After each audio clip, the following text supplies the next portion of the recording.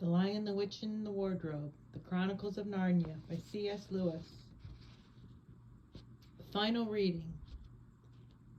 Chapter 13. Deep Magic from the Dawn of Time. Now we must get back to Edmund. When he had been made to walk for further than he had ever known that anybody could walk, the witch at last halted in a dark valley all overshadowed with fir trees and yew trees. Edmund simply sank down and lay on his face doing nothing at all, and not even caring what was going to happen. Next, provided they would let him lie still. He was too tired even to notice how hungry and thirsty he was. The witch and the dwarf were talking close behind him in low tones. "No," said the dwarf, "it is no use now, O Queen. They must have reached the stone table by now." "Perhaps the wolf will smell us out and bring us news," said the witch. "It cannot be good news if he does," said the dwarf. "Four thrones in Carpraville, and the witch. How if only 3 were filled? That would not fulfill the prophecy." "What difference would that make now that he is here?" said the dwarf. He did not dare even now to mention the name of Aslan to his mistress. "He may not stay long, and then we would fall upon the 3 at Car." "Yet it might be better," said the dwarf, "to keep this one," here he kicked Edmund, "for bargaining with."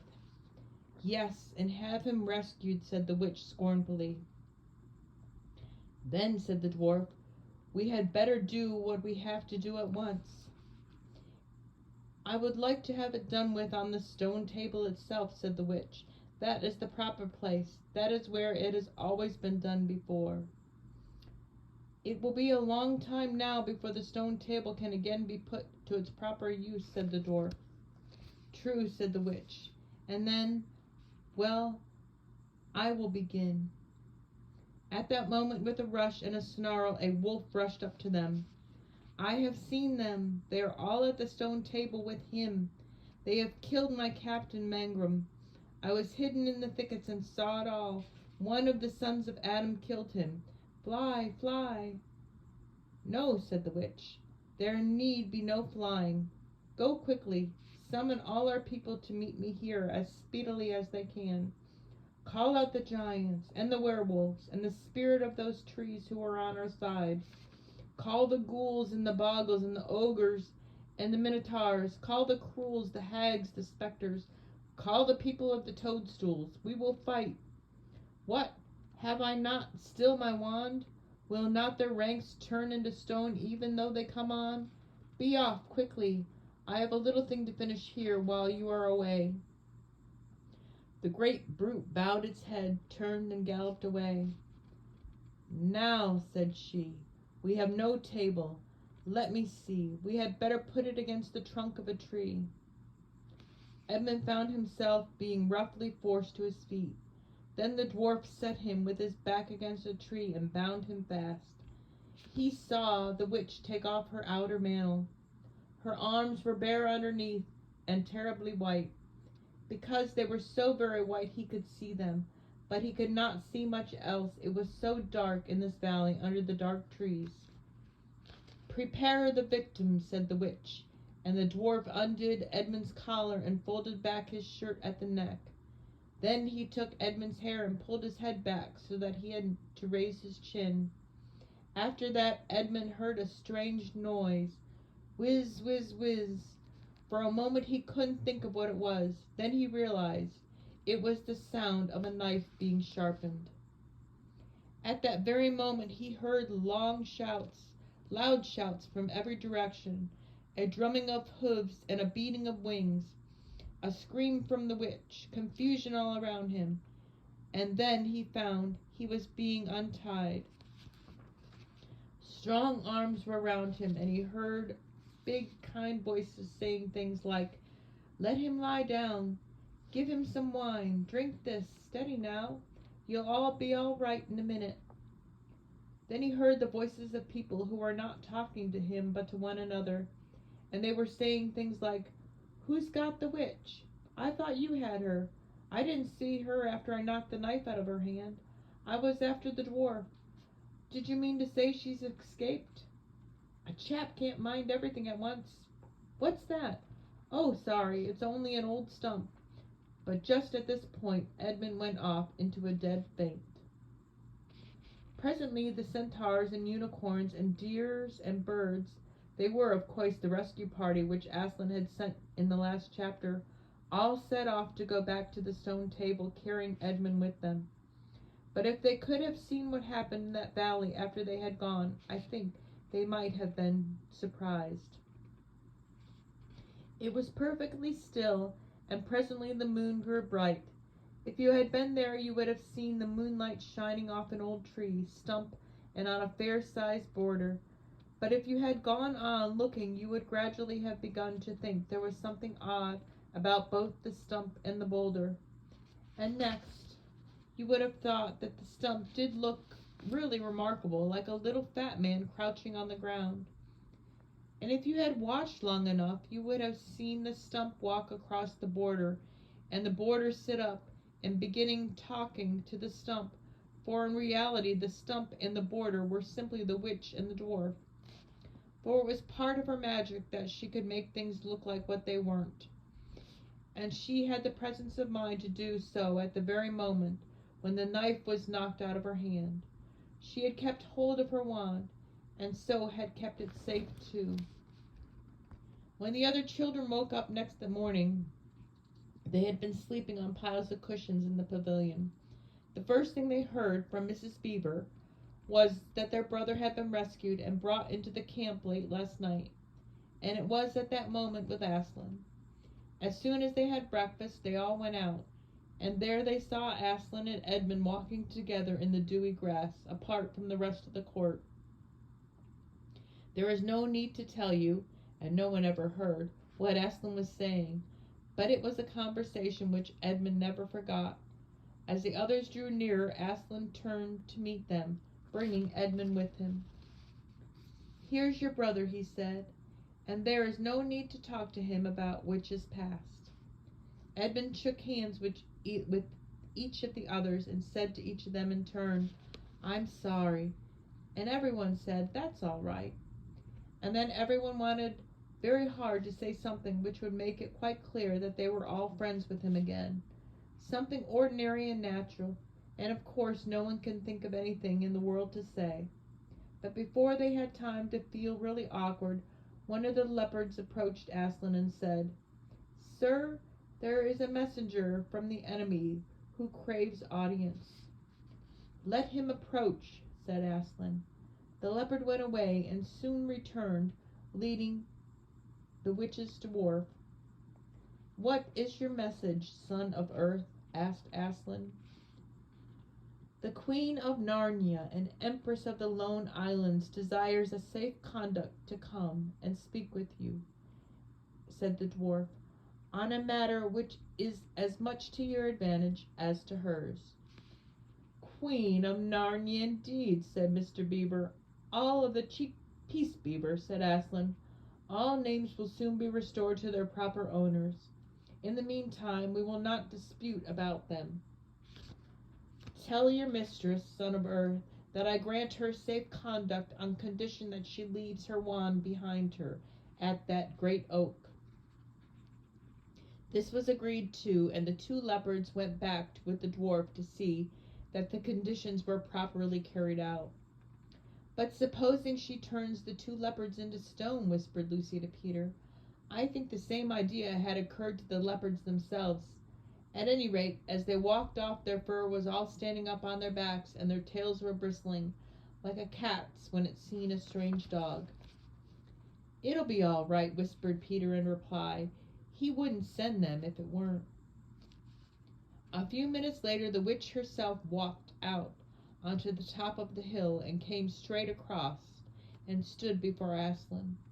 The three children who had not seen her before felt shudders running down their back at the sight of her face, and there were low growls along the animals present. Though it was bright sunshine, everyone felt suddenly cold. The only two people present who seemed to be quite at their ease were Aslan and the witch herself. It was the oddest thing to see those two faces. the golden face and the dead white face, so close together. Not that the witch looked Aslan exactly in his eyes. Mrs. Beaver particularly noticed this. "You have a traitor there, Aslan," said the witch.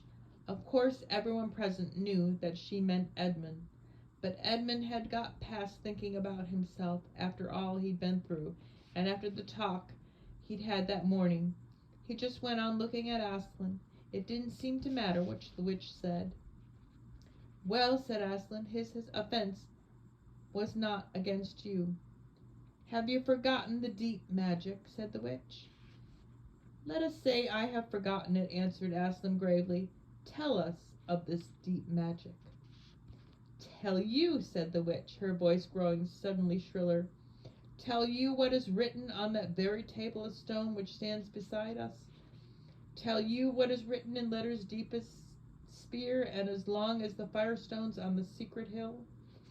Tell you what is engraved on the scepter of the emperor beyond the sea? You at least know all the magic which the emperor put into Narnia at the very beginning.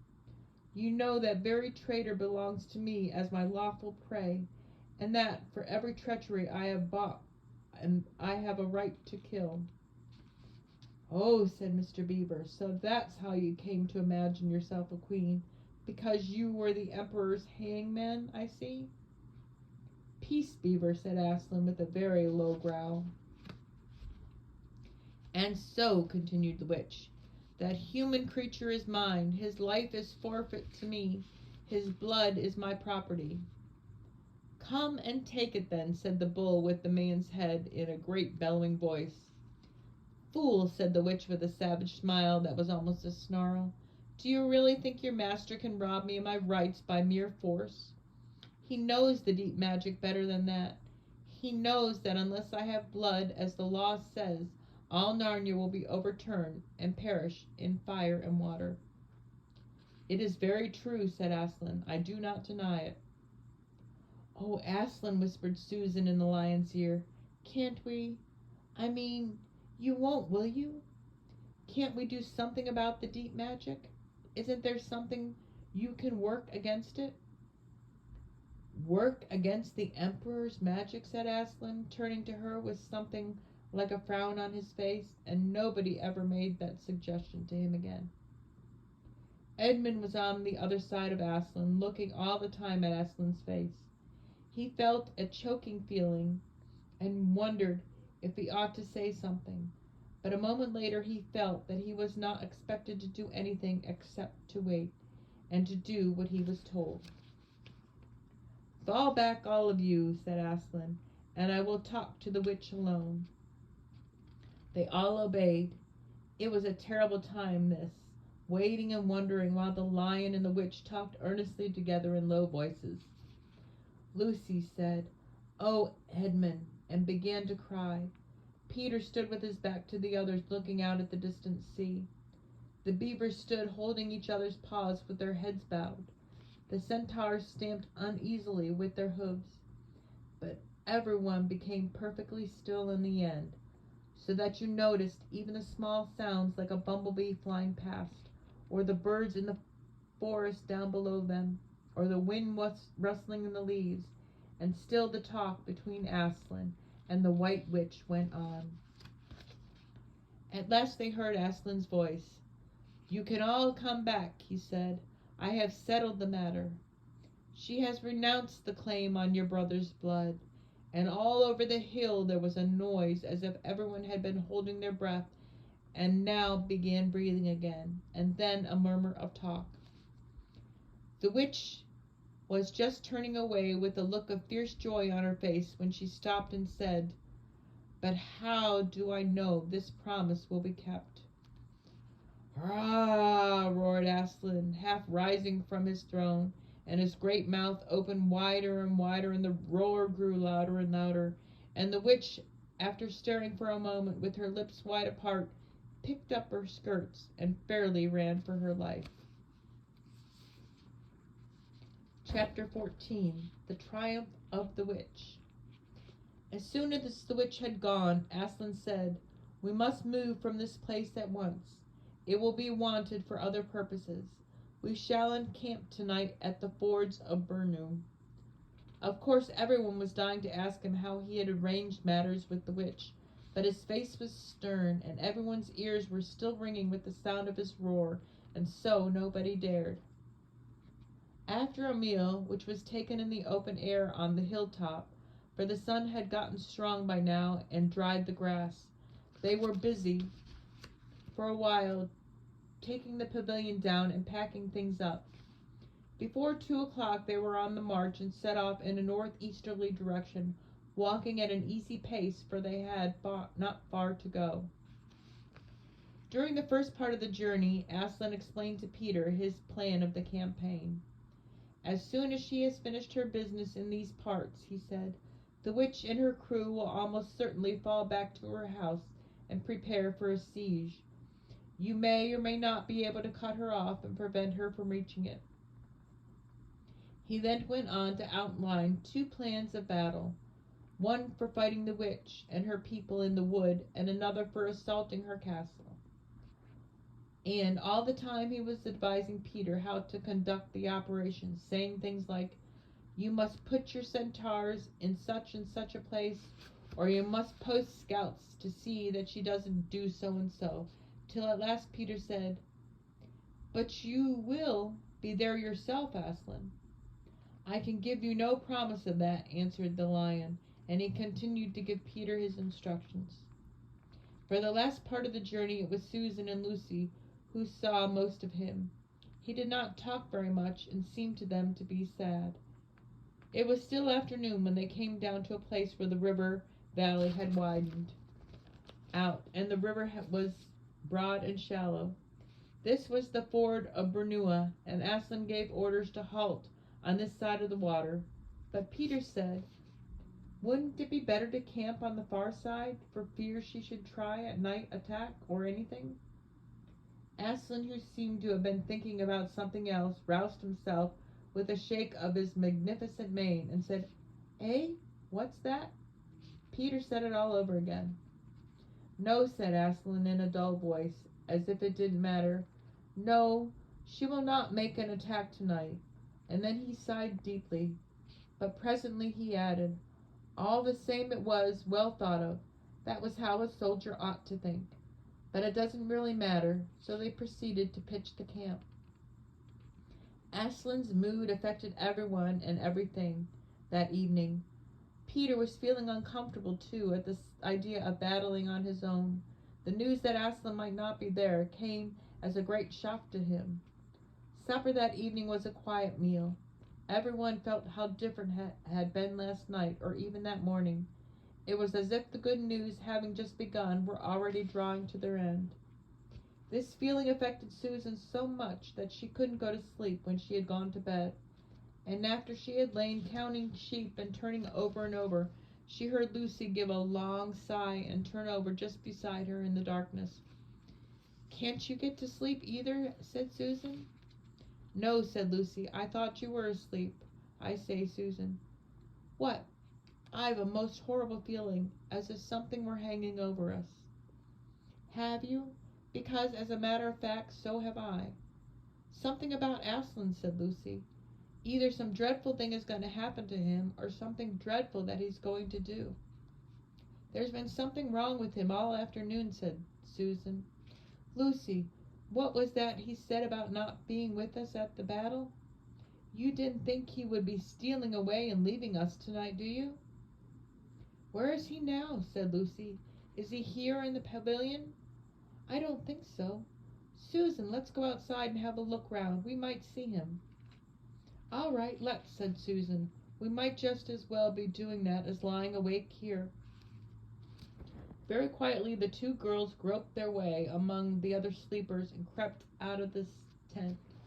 The moonlight was bright and everything was quite still except for the noise of the river chattering over the stones. Then Susan suddenly caught Lucy's arm and said, Look, on the far side of the camping ground, just where the trees began, they saw the lion walking slowly away from them into the wood. Without a word, they both followed him. He led them up a steep slope out of the river valley and then slightly into the night, apparently by the very same route which they had used that afternoon in coming from the hill of the stone tablet. On and on he led them into the dark shadows and out into the pale moonlight, getting their feet wet with the heavy dew. He looked somehow different from the Aslan they knew. His tail and head hung low, and he walked slowly as if he were very, very tired. Then, when they were crossing a wide open place, where there were no shadow for them to hide in, he stopped and looked around. It was no good trying to run away, so they came towards him. When they were closer, he said, "Oh, children, children, why are you following me?" "We couldn't sleep," said Lucy, and then felt sure she need say no more, that Aslan knew all they had been thinking. "Please may we come with you wherever you are going?" said Susan. "Well," said Aslan, and seemed to be thinking.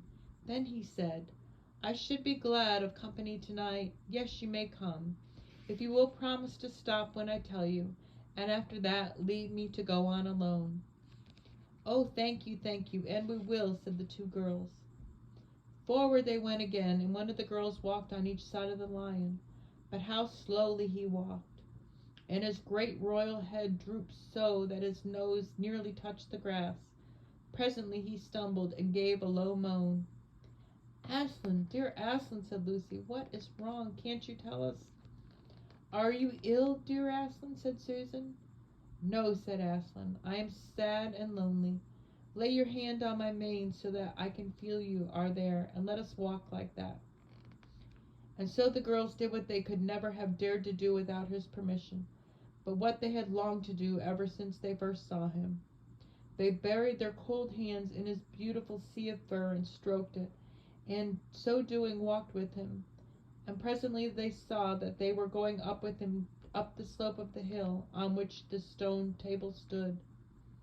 There they went up, and at the end of the trees came furthest up.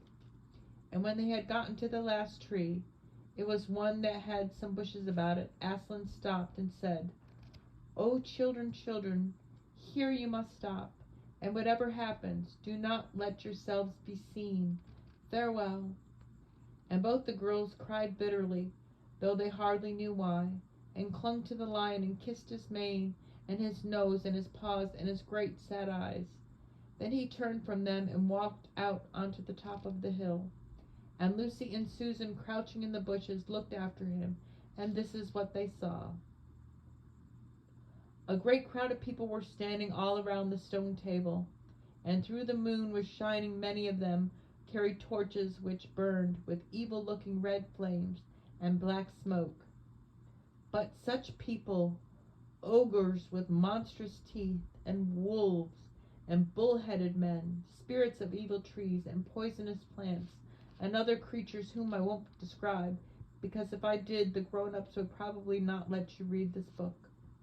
Cruels and hags, and incubuses, and wraiths, and horrors, and ifrits, and spirits, and okronies, and woosies, and ettins.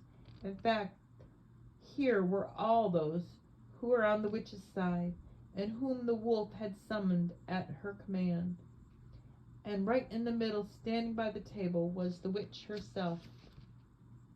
A howl and a gibber of dismay went up from the creatures when they first saw the great lion pacing towards them, and for a moment even the witch herself seemed to be struck with fear. Then she recovered herself and gave a wild, fierce laugh. "The fool!" she cried. "The fool has come. Bind him fast." Lucy and Susan held their breath, waiting for Aslan's roar, for his spring upon his enemies, but it never came. 4 hags, grinning and leering, yet also at first hanging back and half afraid of what they had to do, had approached him. "Bind him, I say," repeated the White Witch. The hags made a dart at him and shrieked with triumph when they found that he made no resistance at all.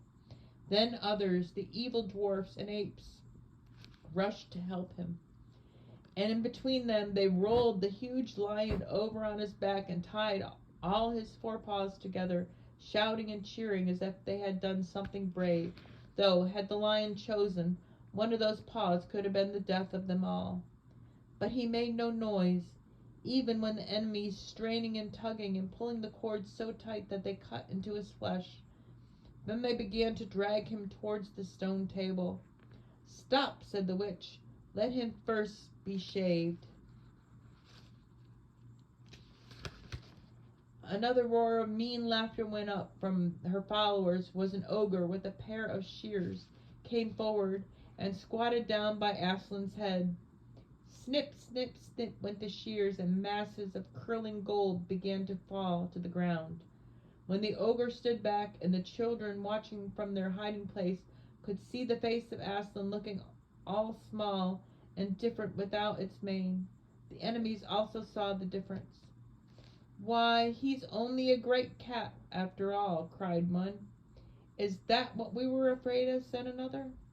And they surged around Aslan, jeering at him, saying things, "Puss, puss, poor pussy, and how many mice have you caught today, cat? And would you like a saucer of milk, pussums?" "Oh, how can they?" said Lucy, tears streaming down her cheeks. "The brutes, the brutes!" For now that the first shock was over, the shorn face of Aslan looked her to be braver, even more beautiful, and more patient than ever. "Muzzle him," said the witch. And even now, as they worked about his face putting on the muzzle, one bite from his jaws could have cost 2 or 3 of them their hands. But he never moved, and all this seemed to enrage all that rabble. Everyone was at him now. Those who had been afraid to come near him, even after he was bound, began to find their courage, and for a few minutes the 2 girls could not even see him. So thickly was he surrounded by the whole crowd of creatures, kicking him, hitting him, spitting on him, jeering at him. At last the rabble had enough of this, and began to drag the bound and muzzled lion to the stone table, some pulling and some pushing. He was so huge that even when they got him there, it took all their effort to hoist him onto the surface of it. Then there was more tying and tightening of cords. The cowards, sobbed Susan. Are they still afraid of him even now? When once Aslan had been tied, and tied so that he was really a mass of cords, on the flat stone, a hush fell on the crowd. 4 hags holding 4 torches stood at the corners of the table. The witch bare her arms as she had bared them the previous night, when it had been Edmund instead of Aslan, and she began to whet her knife. It looked to the children, when the gleam of the torchlight fell on it, as if the knife were made of stone, not steel, and it was of a strange and evil shape. At last she drew near. She stood by Aslan's head. Her face was working and twitching with passion, but his look up at the sky, still quiet, neither angry nor afraid, but a little sad. Then just before she gave the blow, she stooped down and said in a quivering voice, "And now who has won? Fool, did you think that by all this you would save the human traitor? Now I will kill you instead of him, as our pact was, and so the deep magic will be appeased. But when you are dead, what will prevent me from killing him as well? And who will take him out of my hand then? Understand that you have given me Narnia forever. You have lost your own life, and now you have not saved his, and that knowledge and despair and die." The children could not see the actual moment of the killing. They couldn't bear to look, and had covered their eyes. Chapter 15. Deeper Magic from Before the Dawn of Time. While the 2 girls still crouched in the bushes with their hands over their faces, they heard the voice of the witch calling out, "Now follow me all, and we will set about what remains of this war. It will not take us long to crush the human vermin and the traitors now that the great fool, the great cat, lies dead." At this moment the children were for a few seconds in very great danger, for with wild cries and a noise of skirting pipes and shrill horns blowing, the whole of that vile rabble came sweeping off the hilltop and down the slope right past their hiding place. They felt the spectres go by them like cold wind, and they felt the ground shake beneath them under the galloping feet of the minotaurs. And overhead there went a flurry of foul wings and a blackness of vultures and giant bats. And at any other time they would have trembled with fear, but now the sadness and shame and horror of Aslan's death so filled their minds that they hardly thought of it. As soon as the wood was silent again, Susan and Lucy crept out onto the open hilltop. The moon was getting low, and the thin clouds were passing across her, but still they could see the shape of the lion lying dead on his bonds. And down they both knelt in the wet grass and kissed his cold face and stroked his beautiful fur, what was left of it, and cried till they could cry no more. And then they looked at each other and held each other's hands for mere loneliness, and cried again, and then again were silent. At last Lucy said, "I can't bear to look at the horrible muzzle. I wonder, could we take it off?" So they tried, and after a lot of working at it, for their fingers were cold, and it was now the darkest part of the night, they succeeded. And when they saw his face without it, they burst out crying again, and kissed it, and fondled it, and wiped away the blood and the foam as well as they could. And it was all more lonely and hopeless and horrid than I know how to describe. "I wonder, could we untie him as well?" said Susan presently. But the enemies, out of pure spitefulness, had drawn the cord so tight that the girls could make nothing of the knots. I hope no one who reads this book has been quite as miserable as Susan and Lucy were that night. But if you have been, you've been up all night and cried until you had no more tears left in you, you will know that there comes in the end a sort of quietness. You feel as if nothing was ever going to happen again. At any rate, that was how it felt to these two. Hours and hours seemed to go by in this dead calm, and they hardly noticed that they were getting colder and colder. But at last Lucy noticed the other two things. One was that the sky was on the east side of the hill, and was a little less dark than it had been an hour ago. The other was that some tiny movement going on in the grass at her feet. At first she took no interest in this. Well, what did it matter? Nothing mattered now. But at last she saw that wherever it was had begun to move up the upright stones of the stone table. And now, whatever they were, moving around on Aslan's body. She peered closer. They were little gray things. "Ugh," said Susan from the other side of the table. "How beastly. These are horrid little mice crawling over him. Go away, you little beasts," and she raised her hands to frighten them away. "Wait," said Lucy, who'd been looking at them more closely still. "Can't you see what they're doing?" Both girls bent down and stared. "I do believe," said Susan. "But how queer, they're nibbling away at the cords." "That's what I thought," said Lucy. "I think they're friendly mice. Poor little things, they don't realize he's dead. They'll think it'll do some good untying him." It was quite definitely lighter by now. Each of the girls noticed for the first time the white face of the other. They could see the mice nibbling away, dozens and dozens, even hundreds of little field mice, and at last, one by one, the ropes were all gnawed through. The sky in the east was whitish by now, and the stars were getting fainter, all except for a very big one low down on the eastern horizon. They felt colder than they had all night. The mice crept away again. The girls cleared away the remains of the gnawed ropes. Aslan looked more like himself without them. Every moment his dead face looked nobler as the light grew and they could see it better. In the wood behind them a bird gave a chuckling sound. It had been so still for hours and hours that it startled them. Then another bird answered it. Soon there were birds singing all over the place. It was quite definitely early morning now, not late night. "I'm so cold," said Lucy. "So am I," said Susan. "Let's walk about a bit." They walked down to the eastern edge of the hill and looked down. The one big star had almost disappeared. The country all looked dark gray, but beyond, at the very end of the world, the sea showed pale. The sky began to turn red. They walked to and fro more times than they could count between the dead Aslan and the eastern ridge, trying to keep warm, and oh, how tired their legs felt. Then at last they stood for a moment looking out towards the sea and Carparvel, which they could now just make out.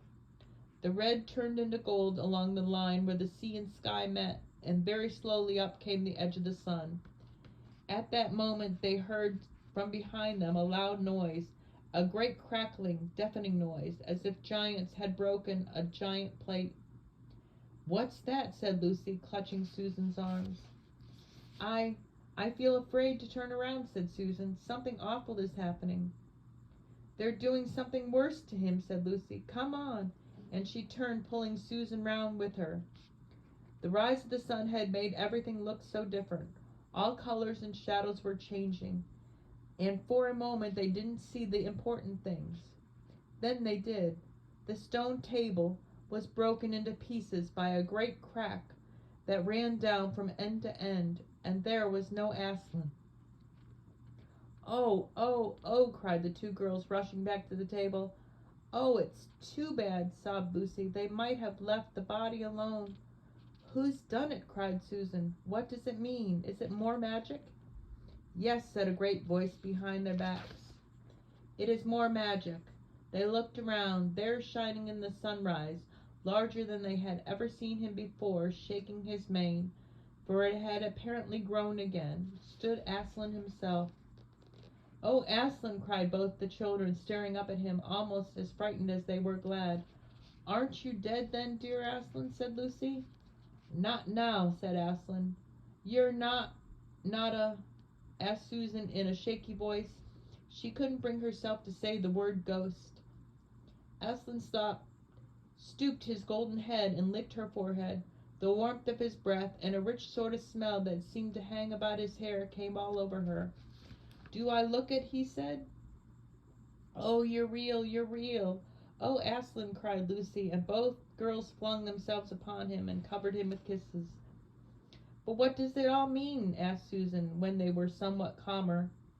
"It means," said Aslan, "that though the witch knew the deep magic, there's a magic deeper still which she does not know.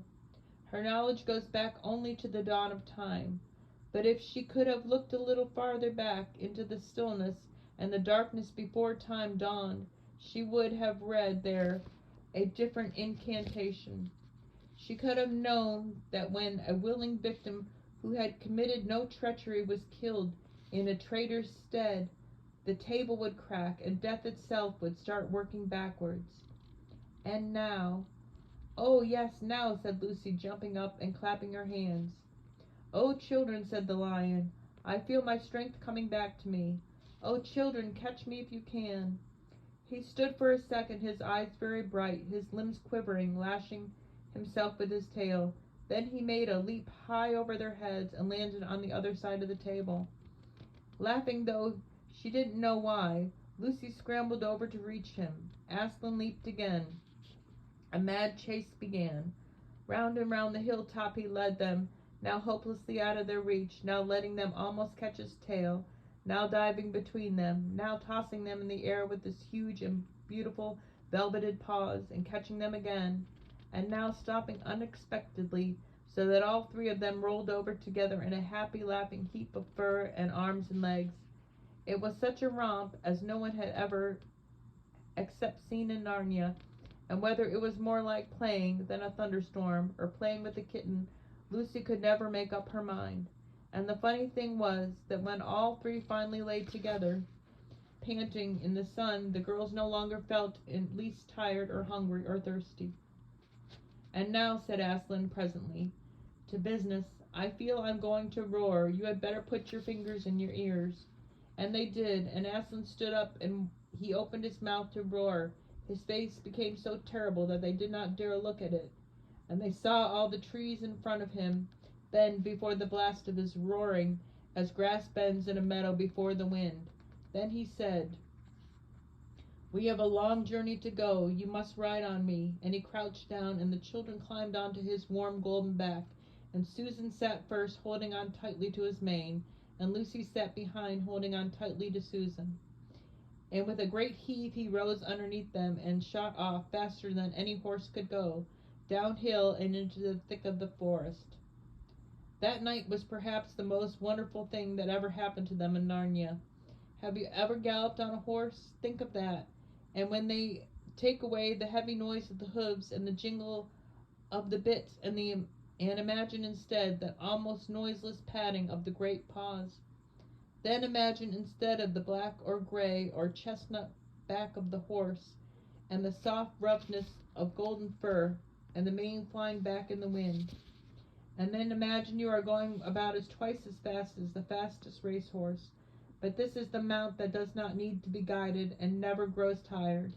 He rushes on and on, never missing his footing, never hesitating, treading his way with perfect skill between tree trunks, jumping over bush and briar and even the smaller streams, wading the larger, swimming the largest of all. And as you are riding, not on a road, nor in a park, nor even on the downs, but across Narnia, in spring down solemn avenues of beech, and across sunny glades of oak, through wild orchards of snowy white cherry trees, past roaring waterfalls, and mossy rocks, and echoing caverns, up windy slopes alighted with rose bushes, and across the shoulders of heathery mountains, and along giddy ridges, and down, down, down again into the wild valleys, and out into acres of blue flowers. It was nearly midday when they found themselves looking down a steep hillside at a castle. A little toy castle looked from where they stood, which seemed to be all pointed towers. But the lion was rushing down at such a speed that it grew larger every moment, and before they had even to ask themselves what it was, they were already on the level with it. And now it no longer looked like a toy castle, but rose frowning in front of them. No face looked over the battlements, and the gates were fast shut. And Aslan, not at all slacking his pace, rushed straight as a bullet towards it. "The witch's home," he cried. "Now, children, hold tight." Next moment the whole world seemed to turn upside down, and the children felt as if they had left their insides behind them. For the lion had gathered himself together for a greater leap than he had ever made, and jumped, or you may call it flying rather than jumping, right over the castle wall. The two girls, breathless but unhurt, found themselves tumbling off his back in the middle of a wide stone courtyard full of statues.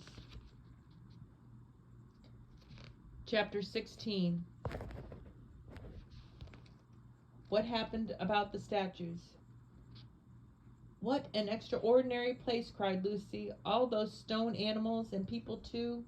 It's like a museum." "Hush," said Susan. "Aslan's doing something." He was indeed. He had bound up to the stone lion, and Beer had breathed on him.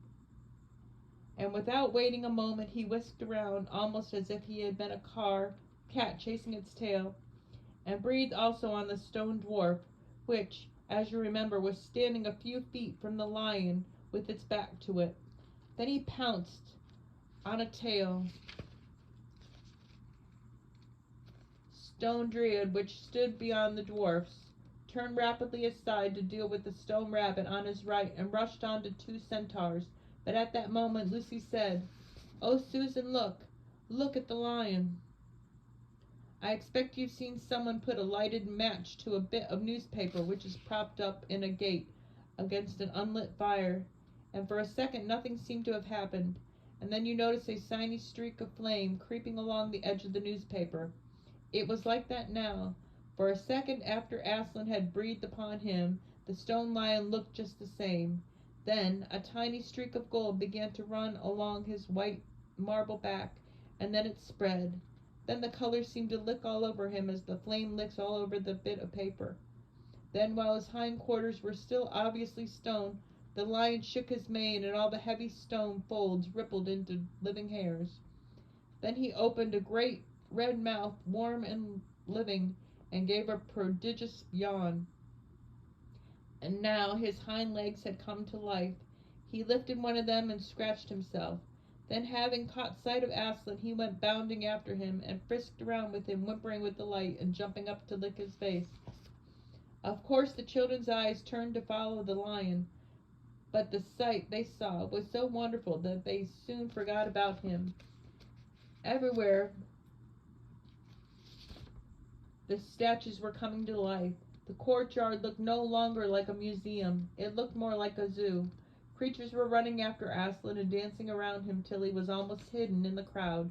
Instead of all that deadly white, the courtyard was now a blaze of colors: glossy chestnut sides of centaurs, indigo horns of unicorns, dazzling plumage of birds, reddy brown of foxes, dogs, and satyrs, yellow stockings and crimson hoofs of dwarfs, and the birch girls in silver, and the beech girls in fresh, transparent green, and the larch girls in green so bright that it was almost yellow. Instead of the deadly silence, the whole place rang with the sound of happy roarings, brayings, yelpings, barkings, squealings, cooings, neighings, stampings, shouts, hurrahs, and songs and laughter. "Oh," said Susan in a different tone, "look, is it safe?" Lucy looked and saw that Aslan had just breathed on the feet of a stone giant. "It's all right," shouted Aslan joyously. "Once the feet are put right, all the rest of him will follow." "That wasn't exactly what I meant," whispered Susan to Lucy, but it was too late to do anything about it now, even as Aslan would have listened to her. The change was already creeping up the giant's legs. Now he was moving his feet. A moment later he lifted the club off his shoulder and rubbed his eyes and said, "Bless me, I have been asleep. Now, where's that dratted little witch that was running about on the ground? Somewhere just before my feet it was." But when everyone had shouted up to him to explain what had really happened, and then the giant had put his hand to his ear, and then got to repeat it all again, so at last he understood. And then he bowed down till the head was no longer further off than the top of the haystack, and touched his cap repeatedly to Aslan, beaming all over his honest, ugly face.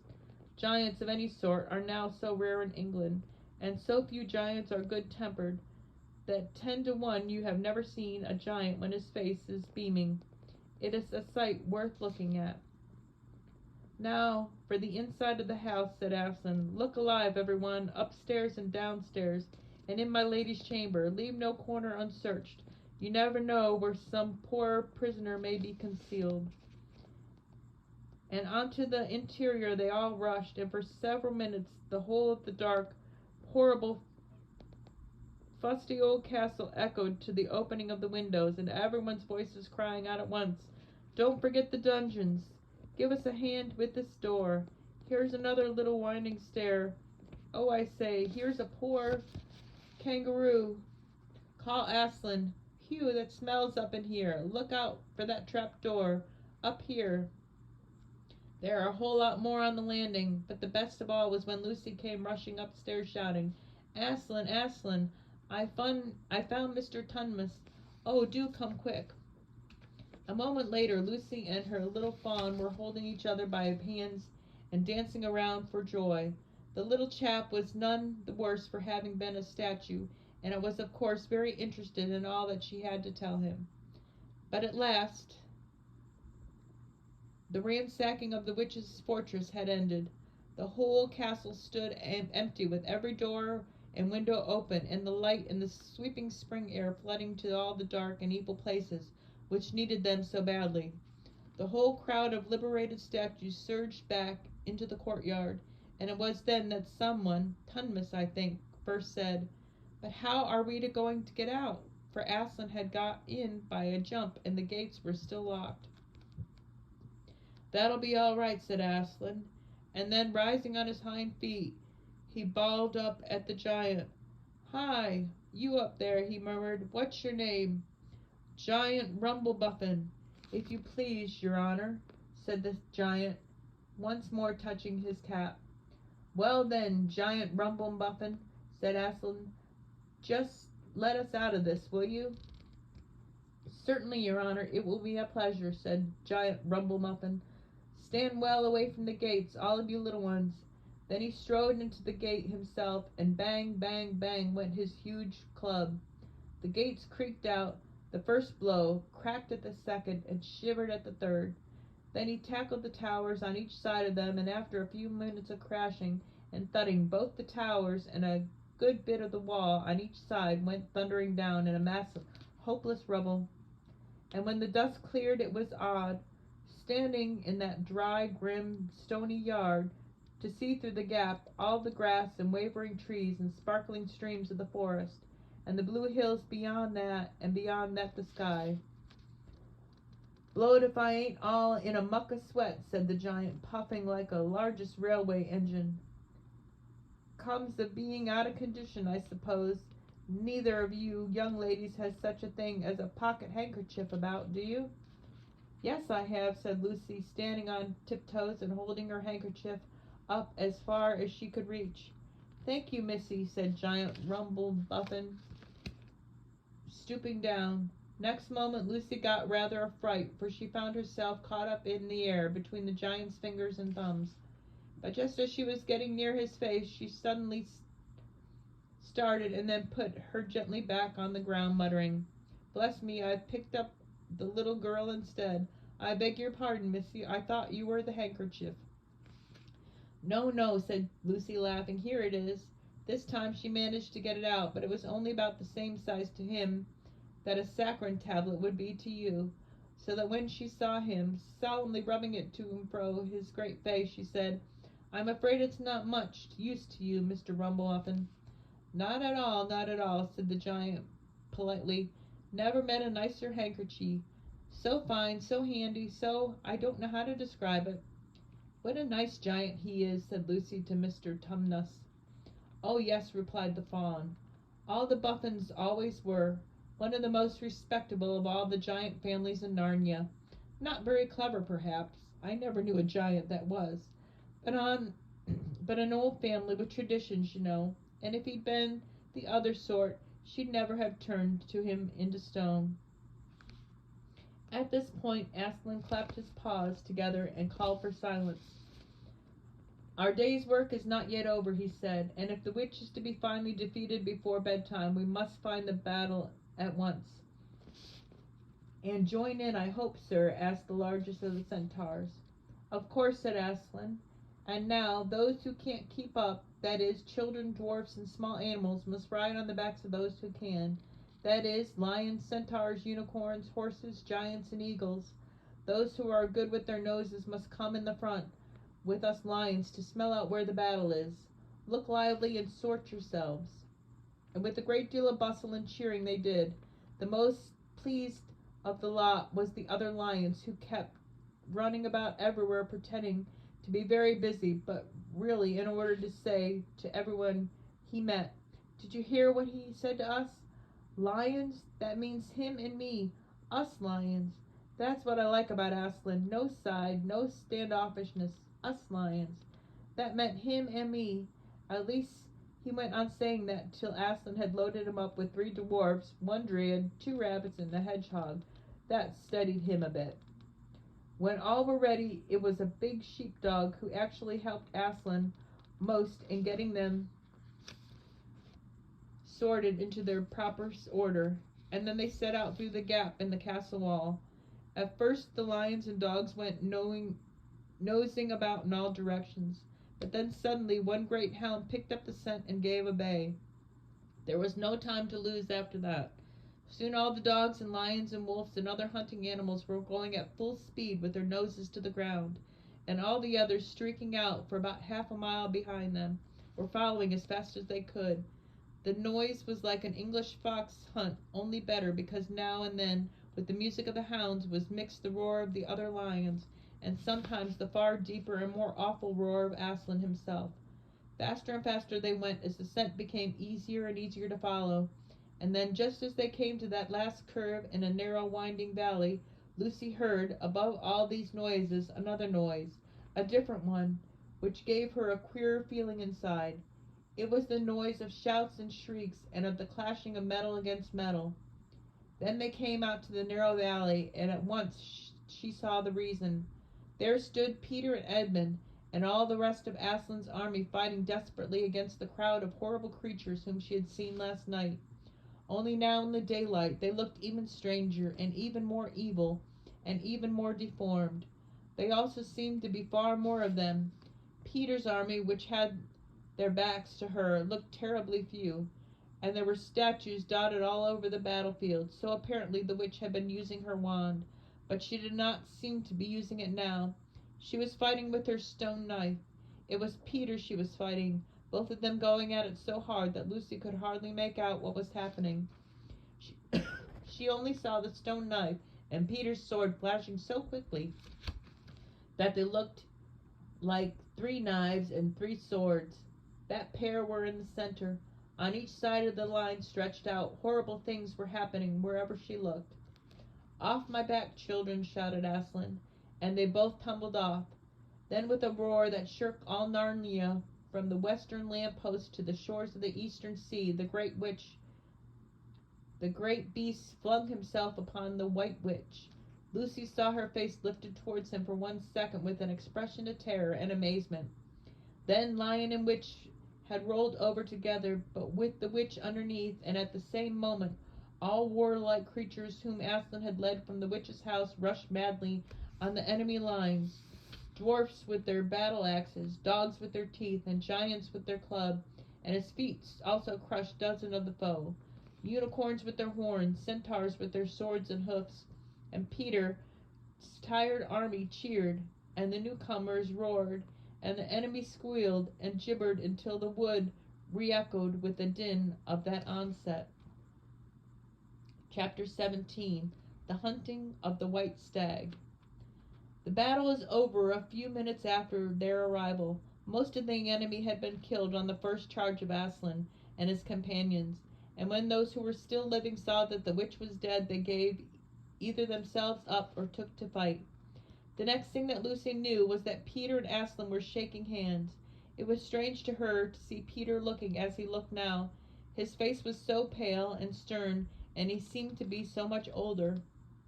"It was all Edmund's doing, Aslan," Peter was saying. "We'd have been beaten if he hadn't been for him. The witch was turning our troops into stone right and left, but nothing would stop him. He fought his way through the 3 ogres to where she was just turning one of your leopards into a statue, and then he reached her and had a sense to bring his sword smashing down on her wand instead of trying to go for her directly and simply getting made a statue himself for his pains. That was the mistake all the rest were making. Once her wand was broken, we began to have some chance. If we hadn't lost so many already. He was terribly wounded. We must go and see him." They found Edmund in charge of Mrs. Beaver a little way back from the fighting line. He was covered with blood, his mouth was open, and his face was a pasty green color. "Quick, Lucy," said Aslan. And then almost for the first time Lucy remembered the precious cordial that had been given to her for a Christmas present. Her hands trembled so much that she could hardly undo the stopper, but she managed it in the end and poured a few drops into her brother's mouth. "There are other people wounded," said Aslan, while she was still looking eagerly into Edmund's pale face and wondering if the cordial would have any result. "Yes, I know," said Lucy crossly. "Wait a minute." "Daughter of Eve," said Aslan in a graver voice, "others are also at the point of death. Must more people die for Edmund?" "I'm sorry, Aslan," said Lucy, getting up and going with him, and for the next half hour they were busy, she attending to the wounded while he restored those who had been turned into stone. Then at last she was free to come back to Edmund, and she found him standing on his feet, and not only healed of his wounds, but looking better than she had seen him look.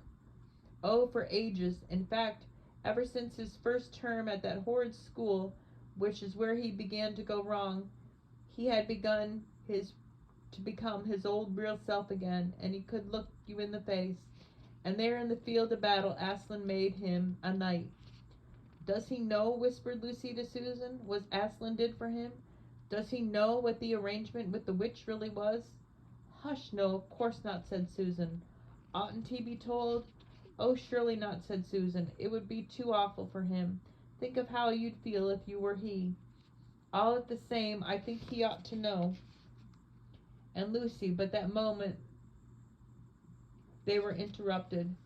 That night they slept where they were. How Aslan provided food for them all I don't know, but somehow or other they found themselves all sitting in the grass in a fine high tea at about 8 o'clock. Next day they began marching eastward down the side of the great river, and the next day after that, at about tea time, they actually reached the mouth.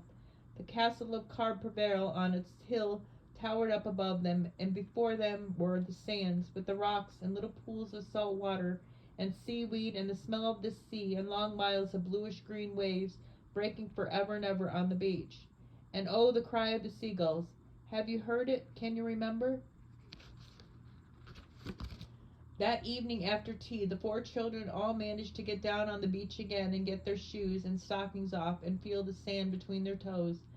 But the next day was more solemn, for then in the great hall of Carprevel, that wonderful hall with the ivory roof and the west wall hung with the peacock's feathers, and the eastern door which looked towards the sea, in the presence of all their friends and to the sound of the trumpets, Aslan solemnly crowned them and led them to the four thrones, amid defeating shouts of "Long live King Peter!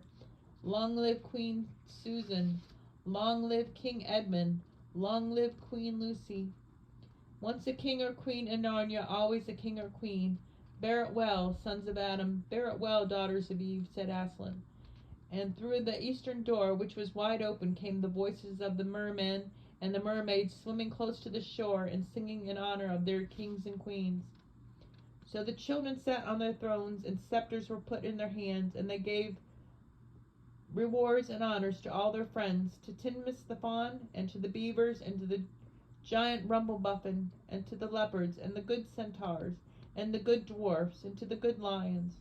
And that night there was so great a feast in Carprevel, and revelry, and dancing, and gold flashed, and wine flowed, and answering to the music inside, but strange sweeter, the mirror-piercing came the music of the sea people.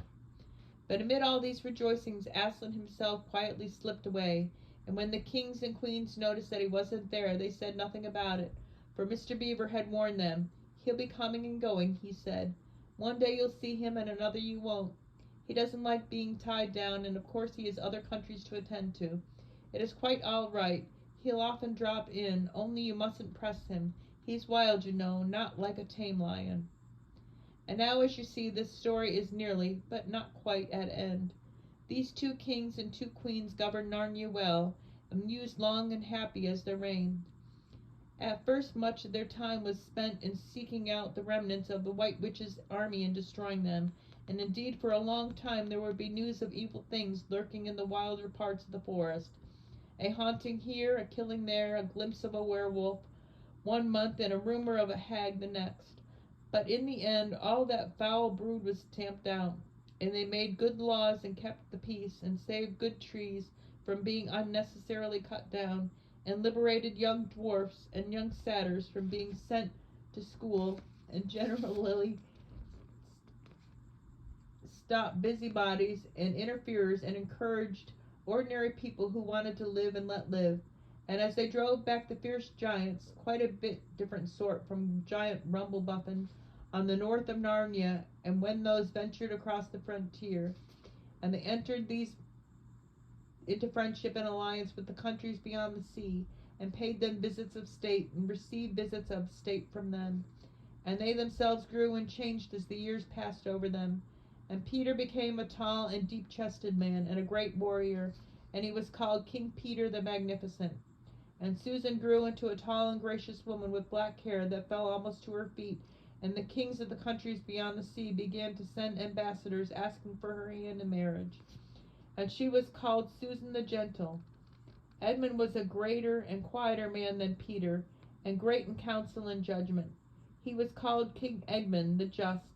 But as for Lucy, she was always gay and golden-haired, and all princes in those lower parts desired her to be their queen, and their own people called her Queen Lucy the Valiant.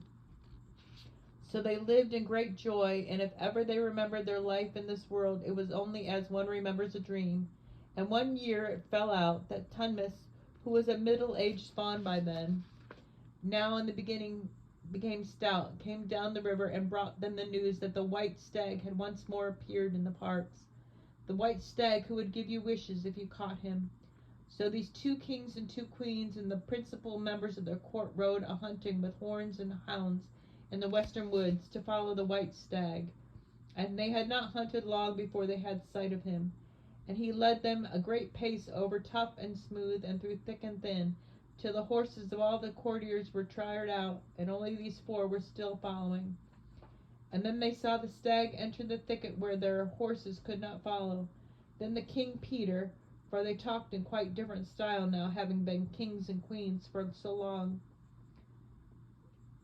Fair consorts, let us now alight from our horses and follow this beast into the thicket, for in all my days I have never hunted a nobler quarry.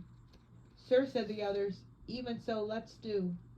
So they alighted and tied their horses to the trees and went into the thick woods on foot. And as soon as they had entered it, Queen Susan said, Fair friends, here is a great marvel, for I have seemed to see a tree of iron. Madam, said King Edmund, if you look well upon it, you shall see it is a pillar of iron with lanterns set on the top thereof. By the king's main a strange device, said King Peter, to set a lantern here where the trees cluster so thick about it and so high above it, that if one were lit it should give light to no men. Sir, said Queen Lucy, by likelihood when this post and this lamp were set here, there were smaller trees in the place, or fewer, or none. For this is the young wood, and the iron post is old. And they stood looking upon it. Then said King Edmund, I know not how it is, but this lamp on the post worketh upon me strangely. It runs in my mind that I have seen this like before, as it were in a dream, or in a dream of a dream. Sir, answered they all, it is even so with us. And more, said Queen Lucy, for it will not go out of my mind that if we pass this post and lantern, either we shall find strange adventures, or else some great challenge of our fortunes. Madam, said King Edmund, the like foreboding stirreth in my heart also, and in mine, fair brother, said King Peter, and in mine too, said Queen Susan. Wherefore my counsel we shall lightly return to our horses and follow this white stag no further.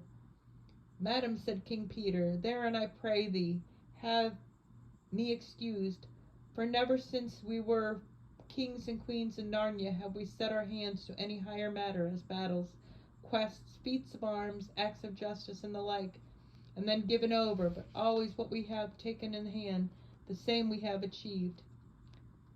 Sister, said Queen Lucy, my royal brother speaks rightly, and it seems to me we should be ashamed for any fearing or foreboding we turn back from following so noble a beast as now we have in chase. And say so I, said King Edmund, and I have such desire to find the significance of this thing that I would not by my good will be turned back for the richest jewel in all of Narnia and all the islands. Then in the name of Aslan, said Queen Susan, if we all have it so, let us go on, and take the adventure that shall follow us. So these kings and queens entered the thicket, and before they had gone a score paces, they all remembered the thing before they had seen was called a lamp-post. And before they had gone 20 more, they noticed that they were making their way, not through the branches, but through coats. And next moments they all came tumbling out of a wardrobe door into that empty room. And they were no longer kings and queens in their hunting array, but just Peter, Susan, Edmund, and Lucy in their old clothes. It was the same day and the same hour of the day on which they had all gone into the wardrobe to hide. Mrs. Macready and the visitors were still talking in the passage, but luckily they never came into the empty room, so the children weren't caught. And it would have been the very end of the story if it hadn't been that they had felt they really must explain to the professor why 4 of the coats of his wardrobe were missing. And the professor, who was a very remarkable man, didn't tell them not to be silly nor to tell lies, but he believed the whole story. No, he said, I don't think it would be any good to go back through the wardrobe door to get the coats. You won't get into Narnia again by that route, nor would the coats be much use by now, if you did. What's that? Yes, of course, you'll go back to Narnia again some day. Once a king in Narnia, always a king in Narnia.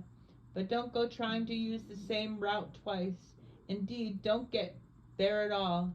It'll happen when you're not looking for it. And don't talk too much about it, even among yourselves. And don't mention it to anyone else unless you find that they've had adventures of the same sort themselves. What's that? How will they know? Oh, you'll know all right. Odd things they say, even in their looks, will let the secret out. Keep your eyes open. Bless me that I do teach them at these schools. And that is the very end of the adventure of the wardrobe. But if the professor was right, it was only the beginning of the adventures of Narnia.